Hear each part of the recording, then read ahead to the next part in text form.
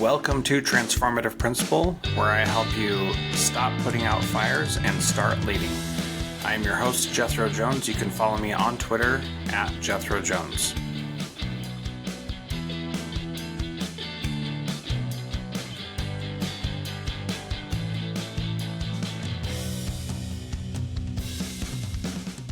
Okay, welcome to Transformative Principal. This is episode 523, and we are continuing our coaching conversations with Eric. And make sure you go back and check out the rest of these. We've got episode 501, 506, 510, 514, and 519. That's quite a lot that we've done so far, Eric. So the first thing I want to talk to you about is how you helped a student compose a better email to you. Can we share that on the podcast or not? Yes, absolutely. Okay. This was awesome. So, it was a couple of weeks ago, and you saw kind of the draft. So correct me if I'm wrong. I got what I would call a pretty nasty email from a student.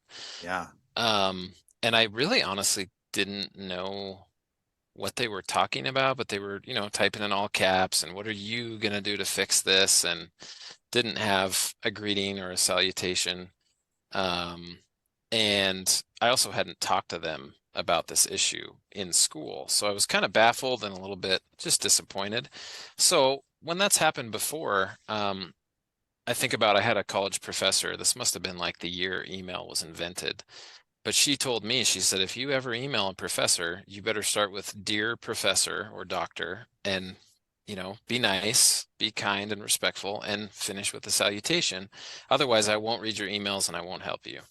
So I try and be a nicer version of that for students that I've worked with that send short emails or just kind of sloppy emails.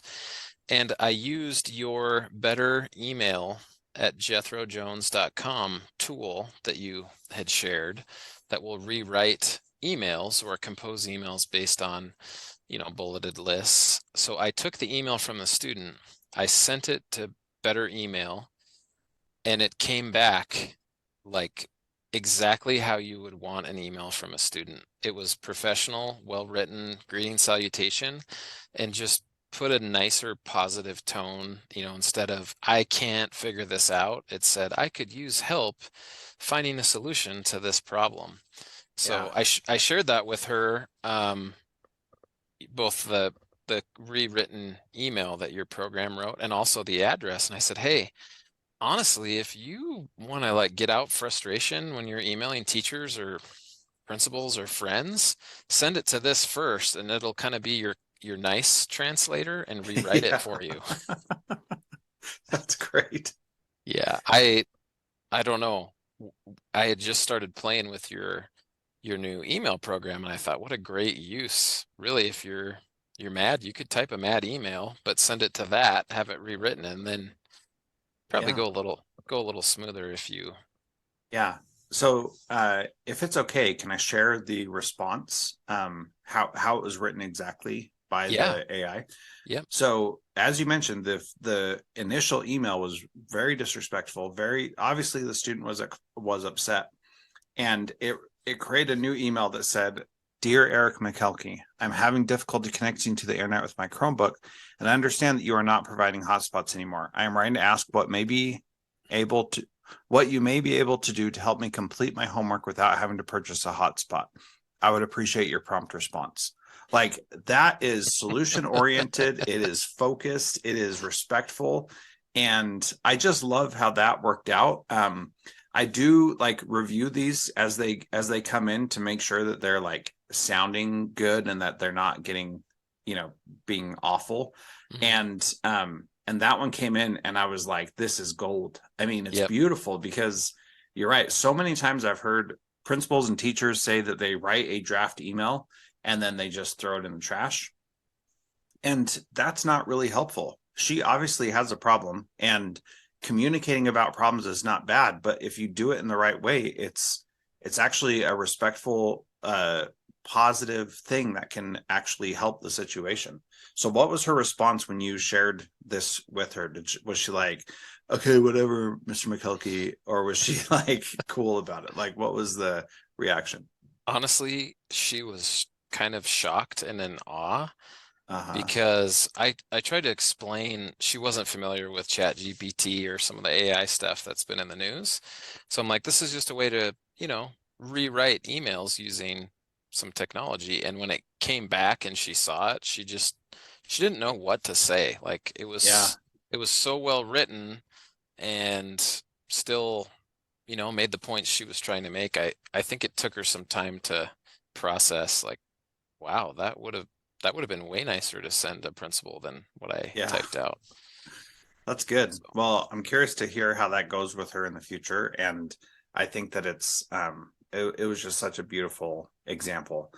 So if you want to see what this tool is, go to the show notes or go to writebetter.com. That's BETTR. There's no second E.com, writebetter.com. And but the link is in the show notes called Write Better Emails. And this is really like just me practicing on something and trying something new. And I didn't know how it was going to go or what it would look like. And I've shared it with a few people here and there. Um, and I've gotten some good stuff back. The important thing is that people are writing like whole emails, and really you just need to give it bullet points and it'll do the rest for you. And if the bullet points are clear, then it'll do a really good job. If the bullet points are not very clear, then it'll just guess and will guess poorly. So, don't write the whole email, but don't just say, two things and then move on. So, anyway, have you noticed I've been using it for my weekly mm-hmm. staff medable? Yeah. How is that going for you? Well, it saves me a ton of time. I just put bullet points of what I want to include throughout the week in that Thursday memo. And then, there's been a few things where I didn't have clear enough bullet points where I've gone in and fixed it, but that that has been as well written, if not better, than I would compose myself, and Yeah. has saved me a lot of time. Yeah. Isn't that wild? I mean, I don't think that AI can do all of our work for us, but I do think that it can. What I keep telling people is it helps you start with a first draft. And if you think about it that way, then it's actually incredibly helpful. And Yeah. so, yeah, I think that's pretty cool. All right. Well, today you had mentioned that you want to talk about how to prioritize problems. So give me some context around that and what are you thinking? Yeah, when we got off the last coaching session, just thinking about like one of the struggles that I'm having right now is keeping a focus. So if you come in on a Monday, the first day of school, at the start of a school year, and said, all right, these are the top 3 priorities that we want to focus on, improve, hang our hat on, whatever, I find myself shifting. And I know that'll happen sometimes as you learn more, you're going to have to change your plan. But I find myself spending a lot of time bouncing between different things and not enough time on the key, most important, really what should be my priorities at school. Yeah. Yeah, that's good. Were you in the mastermind when we read the book, The One Thing? No. Okay.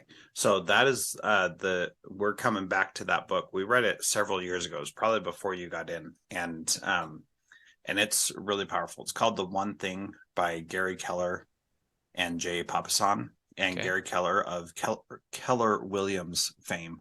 And they consistently ask the question, what is the one thing that you could do such that by doing it would make everything else easier or unnecessary? And the question that you're asking is in the schema of this book is how do you decide what that one thing is that you really should be focusing on, and then how do you make sure that you do it every day? So in your experience, what are the things that are pulling you in different directions from what you think you should be focusing on in your school?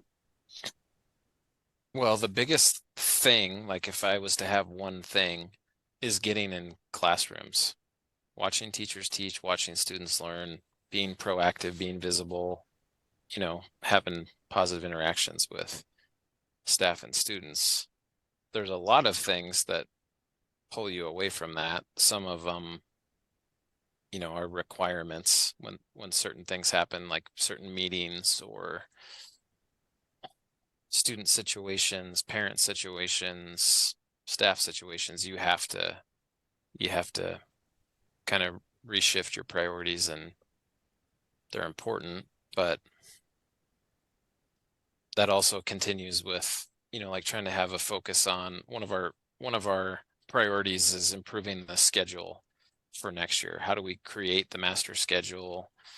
What goes into that? And it's a ton of work that we have to keep chipping away at, but I find that we get like distracted or disrupted by, oh, well, don't forget we got to do this for state testing coming up, or this for graduation coming up. And all those things are important and need to happen.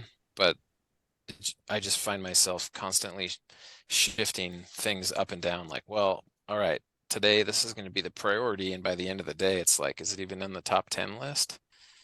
And maybe some of that is just I need to be okay with that and not let that frustrate me. But Yeah. So how long did it take you at your previous school to to feel confident in doing your one thing every single day? Or did you well, ever get there? Maybe you yeah, didn't I get there. did. I did. I would say I had an advantage because I had been in the system, in the school, in the district, and really in that building for Mm. over a decade. So as like the building principal, it was a matter of maybe a month. Like by that first month of school, you kind of figure out how to prioritize things and be realistic with what you expect. And I think that's why a new building and a new district has been such a struggle, is you have your priorities, but then you find out things you didn't know. And it's like, oh, I wonder if that should be a priority, because there's some things that we need to focus on, and probably some that we can let go or say, hey, we're not going to get to it. It's not going to be a priority. It's going to be a down the road type of thing. But yeah, Yeah. I'd say about a month, having been real familiar with the school. Yeah. So each year within a month, you've got your routine set and you're ready to go, right? Yep. Um, so what do you think about the idea that maybe your priority is not the right thing for the season that you're in right now? I think that's probably true, and why I get frustrated. Yeah, Yeah. I'm very open to that possibility. In fact, I'd say it's more than a possibility. Yeah. With that being said, what do you think should be the priority then, um, for you, if not getting into classrooms?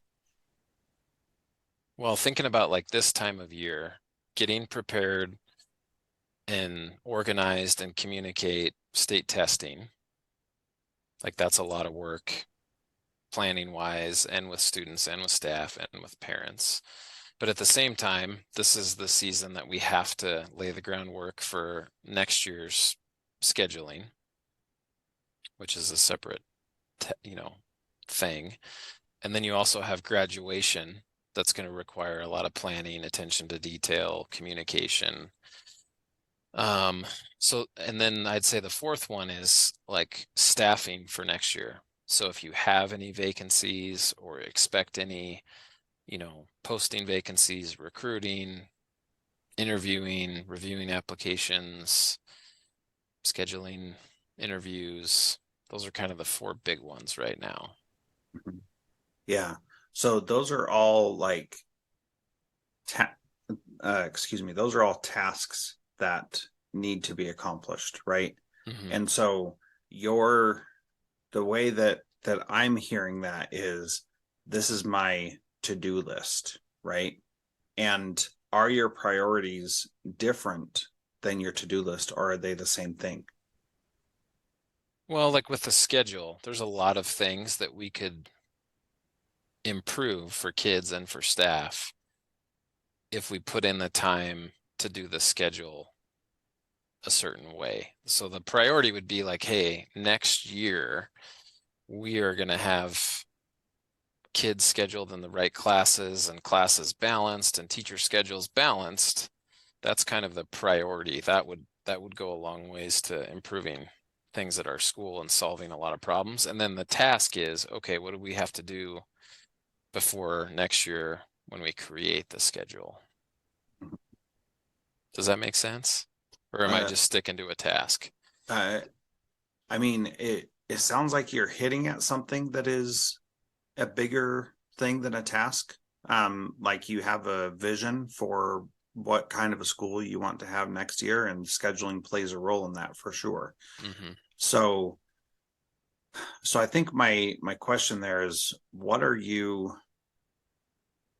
the things that are more important than a task that should be your priority? Like, I think, let me back up a second. I think getting into classrooms should definitely be a priority, but you're not getting into classrooms for the sake of getting into classrooms, right? There's a deeper purpose there. So, what is the deeper purpose to you being in classrooms every day? To see teachers teach and get to know teachers and see students learn and have, positive interactions outside of the office with students. Mm-hmm. So, if I can summarize what you just said, your goal of getting into classrooms every day is to create and measure what the culture of your school is by building relationships, by giving people positive experiences, right?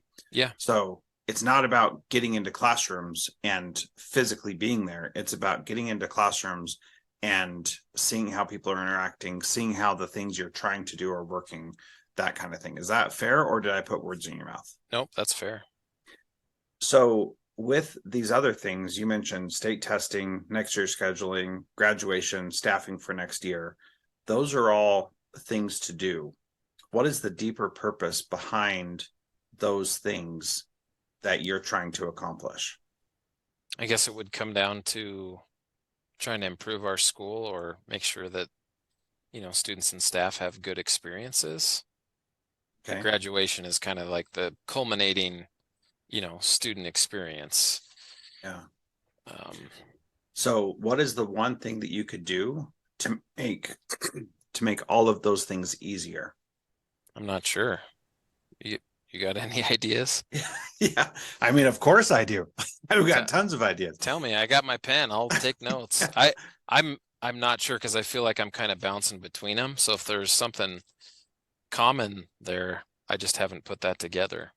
Yeah. Well, I think that you have an idea within you and you just don't know how to articulate it yet. And I'm saying this because I know you and we've Hmm. spent a lot of time together, and I know what's in your heart and what you're trying to do for your school. And your your overwhelm with this new position and feeling like there's all these different things that are pulling you in different directions, I think is because you haven't been able to clearly articulate what it is that you're really trying to do. And so let's take state testing for just as the first one you mentioned, the first one that's on your mind right now. So, what is your bigger purpose behind state testing? What is it that you're trying to see from that? Just seeing that our students give their best effort and that the data that comes from that, whether you agree or not, is used to measure and compare our school. And I want it to reflect the efforts of teachers and students. Yeah. Okay. And so, what is one thing that you could do to help it reflect that it would actually be meaningful, useful data? Probably articulate that more and communicate that more with Mm-hmm. staff, with students, with parents. Yeah. So that could be one thing. Another thing that you could do to make it more accurately reflect what's going on is be prepared for it, right? Hmm. And that's the thing that you mentioned, that you want to get prepared for it. And so by being organized and having things in place for when that time comes, then it's going to more accurately reflect what's going on. And the reality is that decisions are made based on that. And so it's good to have that information be as accurate as possible.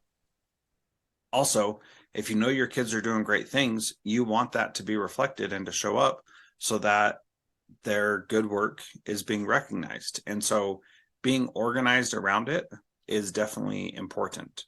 Is that one of your main priorities as a school principal? No, Why not? even though it is important, I don't put a ton of stock in it. To me, it's not really like a make or a break thing. I think if you were going to look at like what makes or breaks a great school, that wouldn't be top three.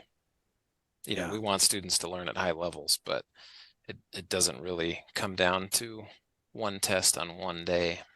exactly. So while it's important and while you want it to reflect well on you, you also don't think that it's the be all and end all, Right. right? And so getting at the thing that will influence the be all and end all, that's really where we want to put our real priority. So you had this pretty dialed in at your last school, don't you think? Yeah, it just came from our 3 goals that we stuck to every year so that staff Mm-hmm. knew and students knew and parents knew. Yeah. And so why is that not translating here yet? Some of it is me just trying to learn as I go and finding a balance between, continuing the good things that have happened in our school, but also not being afraid to change some things that need to change. Mm-hmm. And also, when I first took this job, I enjoyed, you and I have talked about, and we did that podcast episode a while ago about having like school-wide goals. But what I liked about this district is they have district goals, and then those are broken down at the building level, some of which, being high school, junior, senior high school, really come from our building, like graduation rates and activities. And so I liked how the goals were already set. Like we didn't have to come up with what's important, what are we going to measure, what are we going to prioritize. That was already done for us. We're trying to make that meaningful and find ways like, okay, our graduation rate came out in the newspaper last week. It was 85%. Well, that wasn't meeting our goal as a district. So what can we do to improve that?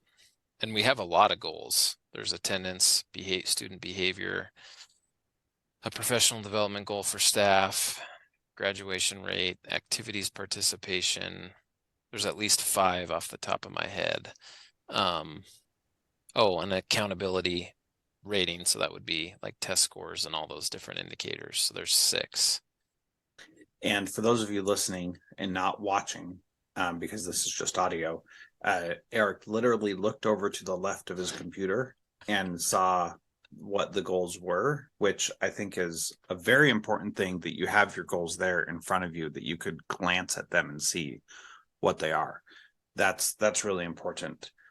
So I'm hearing something in what you're saying that I'm not I'm not sure that you have totally reconciled, but that you hinted at. You don't know everything that goes on in the district because you're new to the district, right? Yep. Yep. And so your your focus, which has been successful in the past, is not translating here, partially because you don't know everything about the district like you knew everything about the district in your previous district. Sure. And so, what if your one thing was to learn something about the district every single day? What do you think would change if your goal was to learn something about how the district works, what's important to the district, and that was your one thing every day? Well, it would help me feel more confident knowing what I know and what I don't know, kind of easing that learning gap, I guess, going from like brand new, you don't know anything, to feeling a little more comfortable with how things work. I haven't thought of that being a goal. I'd say most days, whether I wanted to or not, I've learned at least one thing. Like this morning, that our school nurse was in here and she's like, all right, let's review um the school nurse kind of absence or send kid home policy. I'm like, yeah, I've seen it. I know we have one. I don't remember what's on it. So things like that happen just because I think I ask questions like, okay, where does that come from? Why do we do it that way? But I haven't thought about it as being kind of the one thing. So how does that change now that you hear it? How does that change what you're thinking about the rest of the things that you need to get done? Well, it'd probably help me relax a little bit and not worry, Yeah. not stress so much about, what I don't know about those different things. If I was just more focused on like, okay, every day I'm going to learn something new about that, and slowly over time that's going to add up, and you're not worried about finding problems or hearing about problems or seeing things that you feel like you should have known but you didn't because you never thought to ask or look or whatever. Mm-hmm. So would that also help you in your what I think is really your real one thing, which is uh, improving and maintaining a positive culture in your school? I think so. I think so. I think it would, I don't know. That's not as like urgent as I sometimes make my goals and priorities. It would kind of force me to like slow down in my mind what that's going to look like and how I'm going to do it, which is not normal for me, but it probably would be good. Yeah. It probably would be good for me. Not normal, but not necessarily a bad thing either, right? Yeah. So the reason why I'm taking you down this path is because you are driven, you're ambitious, you want your school to be the best in the state, and I know that you work hard at doing that. And especially going into a new district and a new school, there's so many things for you to learn that it can and you want the same things that you had in your previous school to be happening today, right? And part of you is frustrated that those things aren't happening. Did I understand correctly, or did I put words in your Yeah. mouth? No, absolutely. So if the thing that made you able to make those changes and get to a comfortable point in your previous district were your knowledge of the system and how things worked. And because you knew how things worked, you knew how to get the things done that you wanted to do. You don't have that context here and you don't have that experience here. And so you need to create that so that you can then figure out how to get things done. So that when you want the state testing to be organized, you know who the person is that you go to make that happen. You know who the person at the district is that you have to go to make sure you have all the resources you need for that, and you know which teachers to talk to get those things done. And you all of that existed in your previous district, right? Mm-hmm. Yep. And I'm intentionally shortening this. Like I could have asked you all those questions and had you bring those out, but these are all things that I already know about you, which is why I'm able to like get to the point so quickly in this short conversation. And this matters because when you're in this situation, if you don't know what you don't know or you can't see it, it makes it really difficult for you to embrace the things that you need to do right now. Mm-hmm. So, from my outside perspective, I would say if you focused on learning something new every day, you would fulfill your priority, which is learning something new, and it would also make a lot of other things easier because the thing that you would learn would be the thing that would help you with those other things. So you could create a list of things you want to know, but you could also say, what do I need to learn to make organizing graduation better? What do I need to learn to make staffing more effective for next year? What do I need to learn to get prepared for next year's scheduling? Like all those things, you could start asking a different question. Instead of these just being tasks, you're coupling your one thing with the task that needs to be accomplished. Mm-hmm. How do you respond to that? I like how that feels just thinking about it because you're going to have to switch in between things based on, like you said, the seasons that you're in, but under the same premise of like, okay, coming in and learning something new every day, I can apply that to no matter what the situation is, what the, you know, thing is, even things that are really urgent or things not so urgent. I like that because it feels less like you're switching between priorities and changing your focus and having all these squirrel moments, Hmm. and having that one common focus of like, okay, this is one more thing I can learn, which is what I'm about right now. Yeah. And you have to learn that anyway. And if you make it a priority and something to focus on that you do every single day, then you'll be looking for those moments also. And you'll be looking for opportunities to learn things, which when you're focused on it, then it becomes more manageable. It becomes more fun. It becomes more exciting when you do learn those things. And so, like, for example, with the sending kids home policy, like that is so mundane that maybe you shouldn't even be involved in that at all. But you have to be as the principal, right? And so, you knowing that now and understanding it and coming at it from a I'm here to learn something perspective rather than a you have to give me this information perspective, you come with a much different attitude and you present differently. Yeah. If you go back and replay that conversation with your nurse in your mind, how different would that be if you were coming at it from this is the thing I'm going to learn today? I'm better at that in some situations than others. Because a lot of times I'll just tell people, hey, I'm sorry, I know we've talked about this or I've looked at that, but can we pull that up together? Can you walk me through that again? Remind me how that works? Because, the start of the year, like just meeting people as a new principal and all the things people tell you, it's like if you retain 1% of what you heard and saw that day, it was good. Yeah. Because it's too much. It's like drinking from a fire hose, and you're not going to build all that instantly. But yeah, that's a better way to approach situations like that.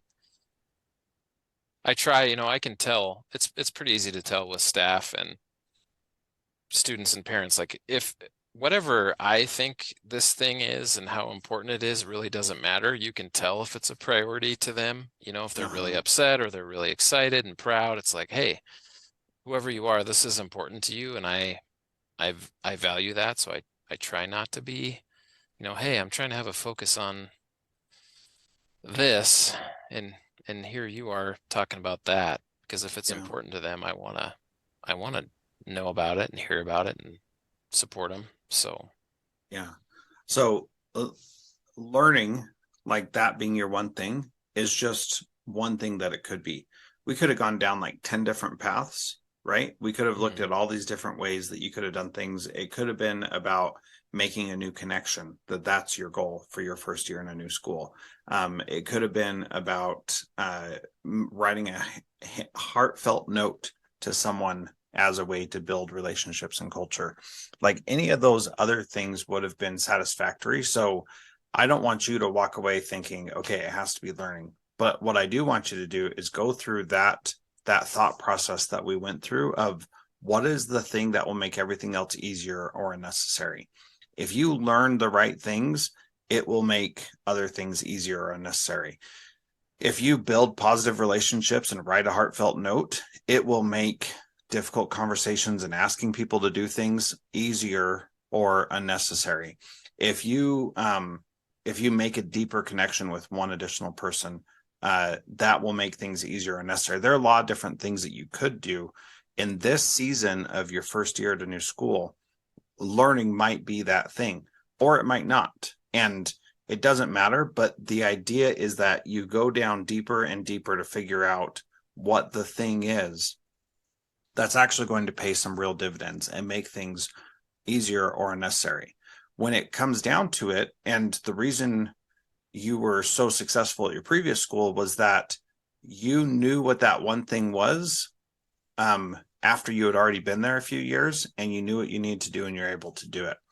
You're starting new, you're not quite ready for that yet, and it just takes time. Yeah. And I get frustrated with myself when I have to back up, or I think I know where Mm-hmm. we're starting and then I find out we're not. And that's something that more important than like my priorities and my plan and my vision is like starting as a staff. In my previous school, we all knew what the priority was, why it was a priority. We had spent time learning about it, trying things out. You know, there was that kind of cohesion where if we were going to do something, we all knew what we were going to do and why. Mm-hmm. Whereas a lot of turnover and new administrators, I just feel like we're way behind in that way, I guess. Yeah, that could be the case, or it could be that you just haven't learned how to get those things to happen yet. Yeah. Or it could be that you just don't have the relationships to get that to happen yet. Or it could be that people just don't trust you enough. So you need to build that trust. So, there are all these different things out there that you could be focusing on. And at this stage, new in a district, what's the one thing that you really should be focusing on? And that's where I think you doing some thought work about that and trying to figure out what it is you need to be spending your time doing will be really powerful. Yeah, it comes back to what Emily wrote in our Christmas card. Mm-hmm. Yep. Eric is learning more than he is leading, which is Yeah. true, and she doesn't even work here and she knows that. So Yeah, that's good. Okay, well, this was a great conversation. As always, what was most valuable to you today? framing how I prioritize things, starting as soon as I hang up and walk out of the office today. Okay, there we go. Yeah. Sounds good. Thanks, Eric. Appreciate your time, and this is so much fun. Yep. Thanks, Jethro. Have a great week. Bye bye.